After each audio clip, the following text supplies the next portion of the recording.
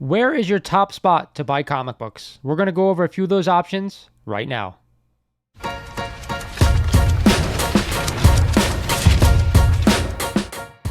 What is going on, YouTube? This is Lawrence over at Mighty Comics Collectibles, and welcome back to another video. Today we're going to be talking about where we buy our comics and some of our favorite places to do so. I kind of narrowed a list down to about 6 places that I know of where I've bought comics from before, and we'll talk about them here today. But before we get into the video, guys, like always, if you are not a current subscriber of the channel and have been digging my content, I want you to go ahead and click that subscribe button for me now. I want you to tap that like button because it does help the algorithm out. And of course, I want you to turn on notifications because it does let you guys know when I post new videos. So we're talking about comics. We're talking about what are some of our favorite places to buy the books that we love. Now, as you guys know, I am like a back issue collector. I collect, big keys, small keys, all different types of keys, and occasionally I will pick up some new books as well.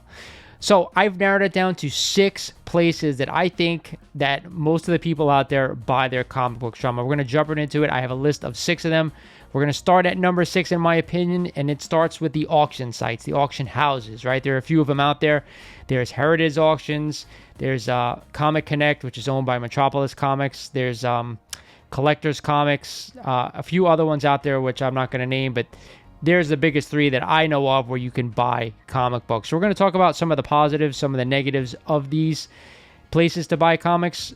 The one thing I don't like about these auction houses is there's a 20% buyer's premium, which is kind of crazy to me. I get it. They have a lot of the best books for sale when these auctions come out, right? Ton of stuff, ton of amazing keys out there, and you have the privilege of buying these books for a 20% premium. To me, that is a lot of money. I couldn't put myself through that to pay an additional 20% on top of buying that book. You kind of have to bake it into the price if you're going to buy a book from the auction houses. I know a lot of the big boys, they get a lot of the books from the auction houses, and that's great. To me, being a smaller collector, I couldn't do some of the big books out there unless I got them 20% below where you'd normally get them. So that's number 6 on my list, the auction houses. Let me know that in the comments. How many of you guys out there buy a lot of books from the auctions? If you don't buy many at all, or you just kind of stay away because of the buyer's premium, I'm interested in hearing what you guys have to say on this one. At number 5 on my list is Shortbox app. If you guys aren't familiar with the Shortbox app, it is the app on mobile platform which allows you to buy graded comics online. So it's an alternative to eBay. The way I see it, I believe there is a 10% fee for listing your comics and selling your comics on Shortbox, which is not bad considering some of the options out there. The one thing I find with Shortbox is that while I think the platform is great, there are a lot of great books on there. Their prices on there, and I know the prices are not set by Shortbox, the people who own it, they're set by the people selling the books on there. The prices are astronomical. Some of the prices are even more than eBay out there. And to me, I just can't go out there and spend that money on a book. As a collector, I'm always trying to find deals. I'm always trying to find books for under GPA, under last sale. I'm always trying to get a deal. And to pay more than GPA or, as equal to eBay, some of the higher prices on eBay, I just can't justify doing that. Like I'm in the hobby. I'm trying to not spend a crazy amount of money over what the book is actually worth in that market today. So for that reason, it's number 5 on my list. Other than that, it's a great app. It's really smooth transaction-wise. A+ is on there. The only other thing I will say about Shortbox app, it's only Slab books right now. There's no raw books. And for anybody who watches my channel, I'm only collecting raw books at the moment. For the most part, I may throw in a Slab here and there, but right now I'm searching for raws, and that's why it's number 5. At number 4 on my list is actually eBay, right? eBay's probably been around the longest that I could think of that I've used for buying comics. And while I do think it's a great way to go out there and find a tremendous amount of inventory, because eBay is all over the world. It's not just, just comic collectors out there, the people out there who don't collect comics, who own comics, that can post and list comics for sale on eBay. So there's a lot of people out there. There's a lot of people selling comics on eBay. There's a lot of inventory. So for me, that's why it's number 4. Again, we all know what the downside is. It's like 13% fees right now, I think, on eBay, and it's a little bit astronomical. All the prices from what I'm seeing in today's market right now, the prices for comics that are listed are absolutely crazy. You kind of have to hunt, you kind of have to wiggle, and you kind of have to deal with trying to find books at good prices on eBay right now. I mean, everything is dropping. comic wise, and the prices on eBay are not going down, unfortunately. Sometimes you can get lucky with an auction on eBay and get it for undervalue, but it's rare in my opinion right now. It's just absolutely insanity. So number 3 on my places to buy comics, my favorite are local shows and of course Comic-Cons, right? Now, talking about the cons itself, sometimes cons can be quite expensive. Not only do we have to pay to get into the con for the most part, we have to dig through boxes, and a lot of the books priced, some of the dealers are astronomical as well. But there will be some dealers now and then, especially people that I know, if they shut up at a show, hey, I know this guys, they have good prices, they're fair, they're willing to work with you.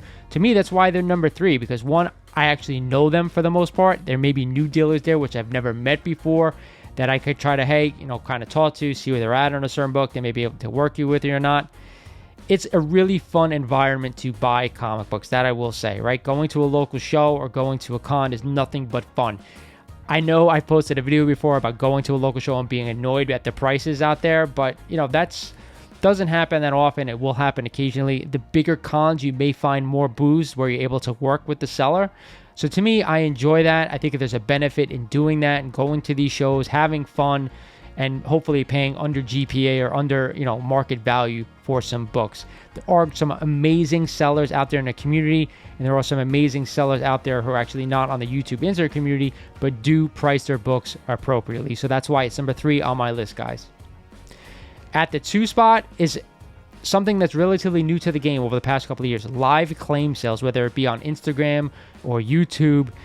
Fellow collectors selling from their own collections to other collectors. To me, this is a great way to buy comic books, and it's number 2 on my list only for the fact that you can go out there and get an amazing deal from a fellow collector, knowing at some point you may repay that collector with giving him or her that same special deal. And to me, it's made me meet a lot of great people in our community. That's another great benefit of doing that and buying from live shows, is that you get to meet other sellers, other buyers, other people who collect the same things that you collect, and I find that gratifying. Back when the pandemic started, that's where I kind of got into YouTube and Instagram live sales. I thought it was a great way to not only get books that I was looking for, but actually have like the value of these books go up as these live claim sales were going on, because people are fighting over these books, especially some of the bigger keys.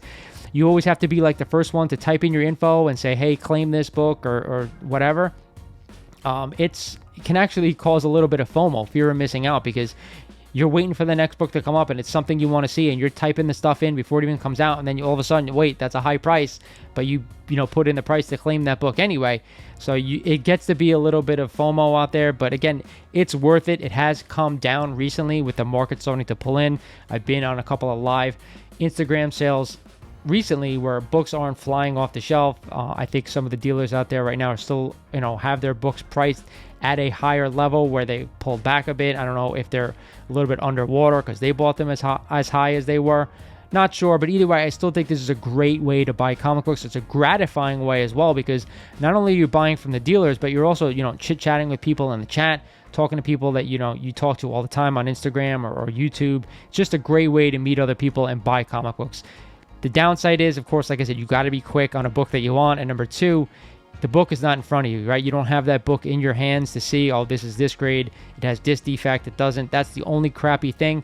But I guess, some of these other online sites, you don't have the book in front of you either.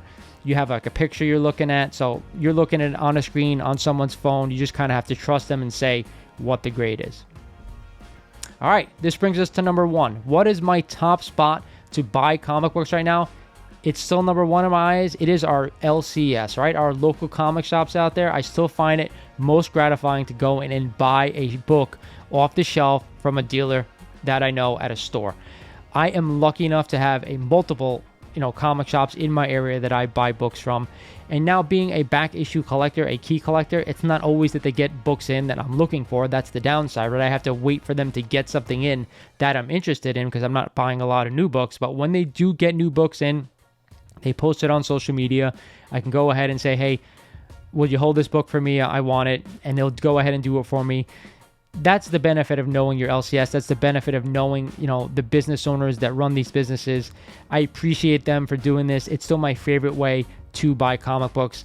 I've gone into my LCS and literally walked in, bought nothing, but spent an hour there chatting up with the owner or chatting up with some of the guys that work there. It's one of the best moments that I have in this hobby for me. And of course, like once they get to know you, like they're willing to work with you. I've gotten multiple deals on multiple books at both of my LCSs, you know, on big books, you know, to buy from them. So to me, it's always better when you know someone. You're always going to get a better deal when you know someone. You're continuously there, and hopefully they get the books in that you want. That's the only drawback, is like I said, you don't have access to everything. You have access to what they have in stock at that moment. But hey, some of the LCSs out there will say, hey, this is what I'm looking for. If you get it in the shop, let me know, and I'll come down and take a look at it and hopefully buy it. So another drawback to an LCS being number one is that you may live in an area where they don't have an LCS. That's what sucks, right? If you live in an area where there's no LCS within driving distance for you, or it's too far for you to get out to all the time, that's the one downside. So many of you guys out there, I know you guys don't have access to that stuff, so it won't even be on your list. I know they have mycomicshop.com if you want to buy new books. I'm not too sure. I've never really used them. If you can buy, you know, big key back issues from them, if that's something that, you know, interests some people, but I'm not too sure. I've never used them before. But LCS, they're still number one in my book. So that's it for this video, guys. I hope you enjoyed it. A short one, but I just wanted to cover some of the places where I buy comics.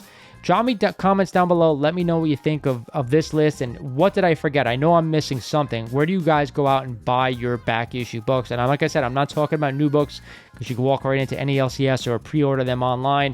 So we're not talking about that. We're talking about back issues, bigger keys. What are some of your favorite spots to buy your comics? Drop me comments down below. And with that said, this is Lawrence over at Mighty Comics Collectibles saying thank you for watching, and I'll talk to you guys soon.